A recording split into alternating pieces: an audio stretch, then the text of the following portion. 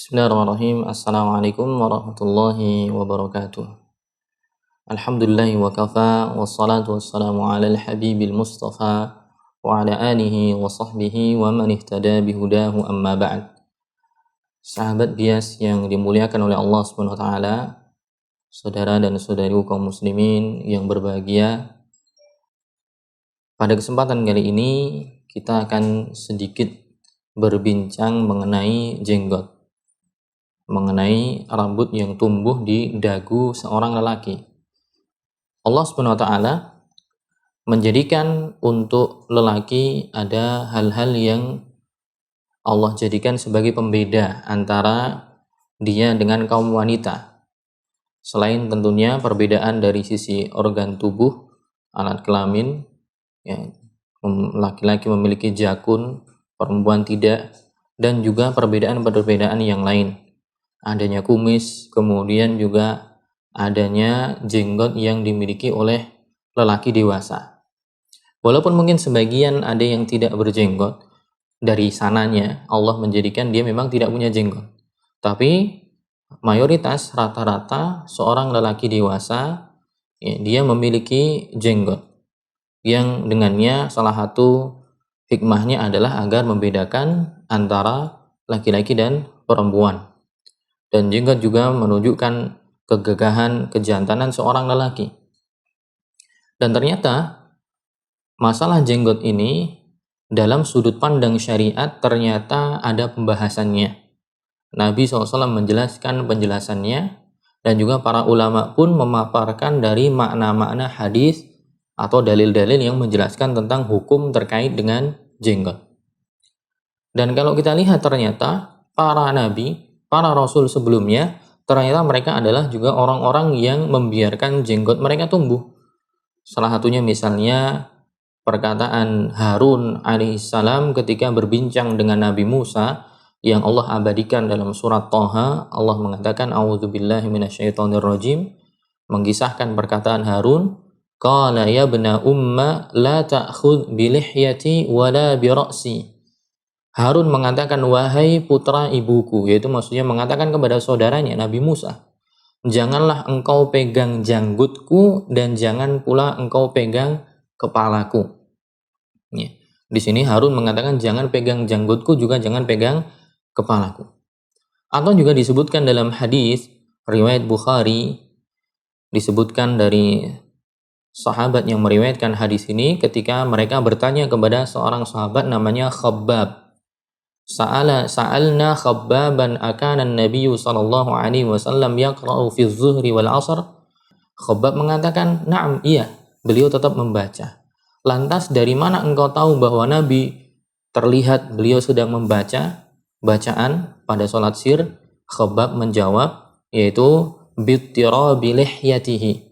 Kami bisa mengetahuinya dengan bergeraknya jenggotnya Nabi SAW. Karena orang kalau membaca, dagunya bergerak, jenggotnya pun juga ikut bergerak.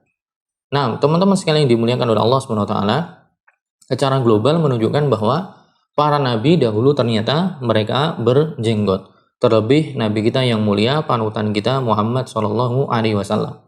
Lantas kita membicarakan pembicaraan selanjutnya berkenaan dengan hukumnya.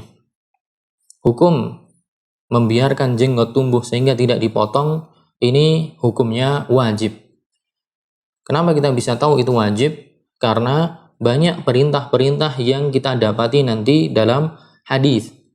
Dan perintah Nabi SAW dalam kaidah usul fikih, al-amru al-mutajarrid anil qara'in yufidul wujub. Lafaz perintah yang ada dalam Quran ataupun hadis, yang lafaz perintah ini terlepas dari indikator yang memalingkan perintah itu ke derajat yang lebih rendah, maka menunjukkan perintah sesuatu yang diperintahkan itu hukumnya wajib. Ya. Dalam banyak hadis, misalnya hadis riwayat Bukhari nomor 5892, Nabi SAW mengatakan dari hadis Ibnu Umar, khaliful musyrikin wa firrul liha wa ahfus syawarib. Nabi mengatakan, selisihilah orang-orang musyrik, peliharalah jenggot kalian dan cukurlah kumis. Hadis yang pertama, di situ ada kata wafirrul liha, peliharalah Kita disuruh untuk memelihara, dan ini dengan fi'il amr, ya, kata perintah. Dalam hadis yang lain juga Nabi mengatakan, hadis riwayat Muslim nomor 260, Nabi mengatakan, juzzus syawariba wa arkhul liha khaliful majus. Cukurlah kumis, biarkanlah jenggot kalian tumbuh, dan selisihilah orang-orang Majusi. Sekali lagi, ya, ini menunjukkan bahwa perintah itu menunjukkan objek yang diperintahkan atau perilaku yang diperintahkan hukumnya wajib. Dalil yang kedua, kenapa menjadi wajib? Dalil yang kedua adalah karena jika jenggot itu dicukur, maka akan ada penyerupaan dengan orang-orang musyrik, penyerupaan dengan orang-orang kafir, sebagaimana disebutkan dalam 2 hadis sebelumnya. Nabi SAW menyuruh untuk membiarkan jenggot tumbuh. Untuk apa? Kata Nabi, khaliful musyrikin, untuk menyelisihi orang-orang musyrik. Dalam hadis yang kedua, khaliful majus, selisihilah orang-orang majusi. Jadi ketika jenggot itu dicukur, maka maknanya kita menyerupai mereka, sedangkan kita tidak boleh menyerupai mereka. Man tasyabbaha biqaumin fahuwa minhum. Dalam hadis yang lain, barang siapa menyerupai suatu kaum, maka dia bisa termasuk dari kaum tersebut. Makanya untuk menghindari penyerupaan itu, Nabi menyuruh kita untuk apa? Untuk memelihara atau membiarkan jenggot tumbuh alami begitu saja tanpa dipotong. Dalil yang ketiga, kenapa ya jenggot dibiarkan begitu saja, tidak boleh dipotong? Karena ketika dipotong, ini merupakan bentuk kita mengikuti arahan setan, bentuk kita mengikuti bujukan setan. Dan setan senantiasa membujuk manusia agar manusia merubah ciptaan Allah Subhanahu wa taala. Ini disebutkan oleh Allah dalam Al-Qur'an di surah An-Nisa ayat 119 yang potongan ayatnya, wala amurannahum fala yughayyirunna khalqallah. Setan berjanji, sungguh aku benar-benar akan memerintahkan mereka, manusia, membujuk mereka, menghasut mereka, sampai kemudian mereka akhirnya merubah ciptaan Allah Subhanahu wa taala. Salah satu bentuk merubah tadi adalah memotong jenggot, karena memang diperintahkan untuk dipelihara, bukan dipotong, ya. Ketika itu dipotong, maka ini bagian dari merubah ciptaan Allah Subhanahu wa taala. Dalil yang keempat, ya, dalil yang keempat bahwa memelihara jenggot itu hukumnya wajib adalah kenapa? Karena ketika dipotong juga selain ada penyerupaan dengan orang-orang musyrik, juga bisa berpotensi menyerupai perempuan. Karena perempuan tidak berjenggot, apalagi yang dihabiskan sampai dicukur habis, klimis-klimis sampai tidak ada yang tersisa, maka ini bisa menyerupai perempuan. Padahal Nabi SAW mengatakan dalam hadis riwayat Bukhari, ya, Nabi mengatakan la'ana perawi sahabat mengatakan la'ana Rasulullah SAW al-mutasyabbihina minar rijal bin nisa. Rasulullah SAW melaknat para laki-laki yang menyerupai perempuan.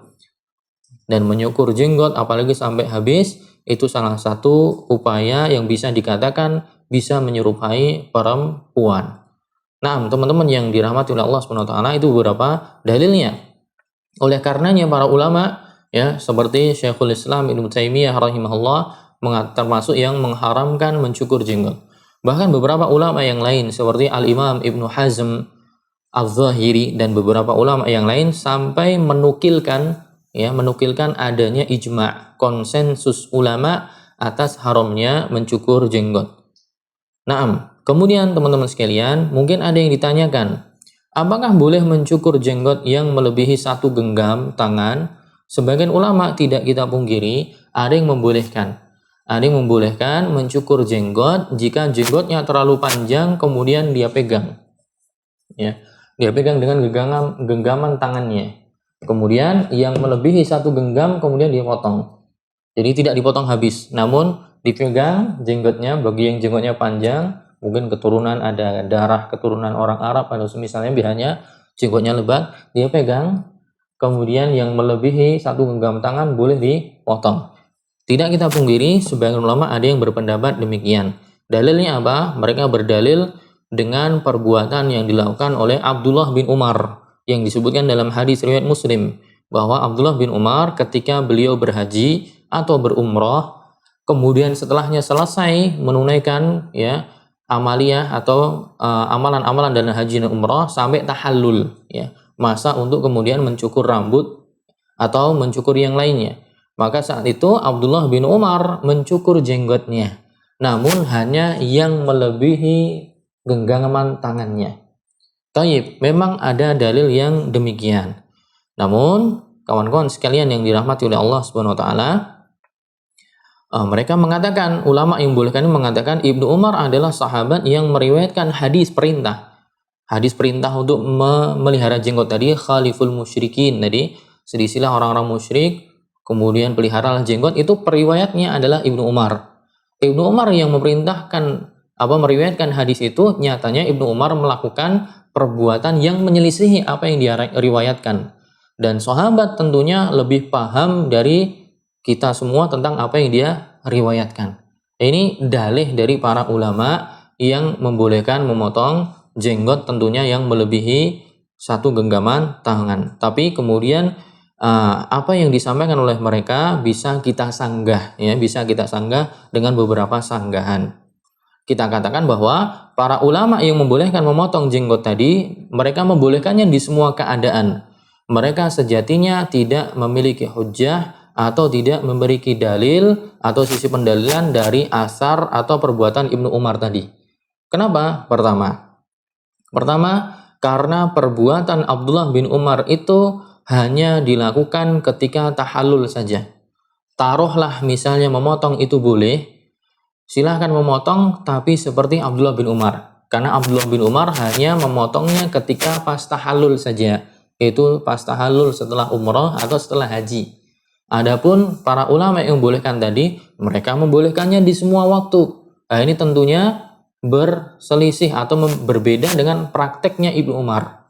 Kalau kalian mengikuti praktek Ibnu Umar, boleh memotong jenggot silahkan, ya, taruhlah boleh silahkan, tapi potonglah hanya dalam kondisi tahallul dari haji atau umrah. Adapun praktek memotongnya di semua kesempatan, semua waktu, tentu ini tidak tepat dan kurang dibenarkan. Kemudian sanggahan yang kedua, perbuatan Abdullah bin Umar tadi beliau lakukan karena beliau memahami tafsiran dari ayat, ya, tafsiran dari ayat di surat Al-Fatih. Ya, surah Al-Fatih Allah mengatakan, laqad shadaqallahu rasulahu ru'ya bil haqq. Sungguh Allah akan membuktikan kebenaran mimpi Nabi SAW. Apa mimpinya? La tadkhulunnal masjidal harama insyaallahu aminina muhallikina ru'usakum wa muqassirina la takhafun. Sungguh kalian nanti akan bisa masuk ke Masjidil Haram atas izin Allah jika Allah mengendaki, dalam kondisi aman, kemudian rambut kepala kalian dicukur dan juga ada yang dipotong dalam kondisi kalian tidak takut. Ini mimpi Nabi setelah Nabi hijrah dari Mekah, sudah 5 tahun lebih tidak bisa pulang ke Mekah, ya, kangen, beliau tinggal di Madinah, kangen pengen pulang ke Mekah untuk melaksanakan ibadah umrah sampai bermimpi seperti itu, mimpi umrah, ya. Nah, dari ayat itu ada ayat potongannya muhallikina ru'usakum wa muqassirin, dengan mencukur rambut kepala dan mengguntingnya, ya. Muhallikin itu mencukur rambut kepala. Adapun yang muqassirin ini ditafsirkan oleh Abdullah bin Umar, muqassirin ini maksudnya adalah menggunting yang dilakukan untuk jenggot, gitu. Maka hendaknya kalau mengikuti praktek Ibnu Umar, maka Ibnu Umar mencukur jenggotnya itu dalam rangka menafsirkan ayat ini, yaitu ini berarti hanya terbatas ketika ketika umrah saja atau ketika tadi setelah haji. Sekali lagi bukan untuk dipraktekkan di semua waktu.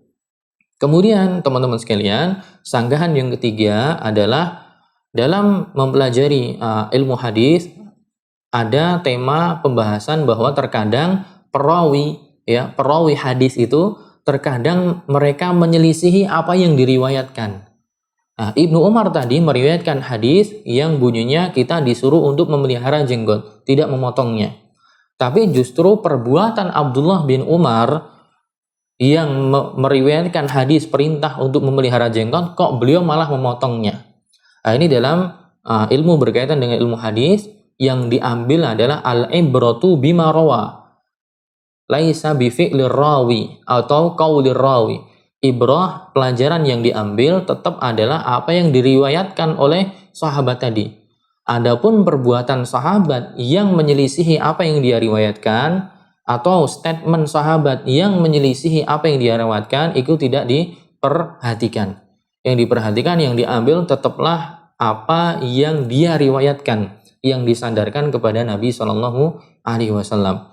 Dari sedikit paparan tadi bisa kita simpulkan ya, menurut saya pribadi atau pendapat yang saya pribadi ambil lebih condong kepada pendapat bahwa memelihara jenggot dibiarkan begitu saja adalah perkara yang wajib ya, perkara yang wajib. Tapi tidak kita pungkiri bahwa memang sebagian ulama ada yang mengatakan boleh memotongnya, tapi ya memotongnya hanya sebatas yang melebihi genggaman tangan ya.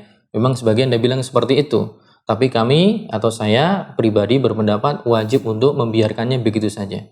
Adapun yang memotong lebih dari genggaman tangan sampai habis, tentu ini lebih parah kekeliruannya ya. Kekeliruannya lebih parah karena menyelisih perintah-perintah tadi.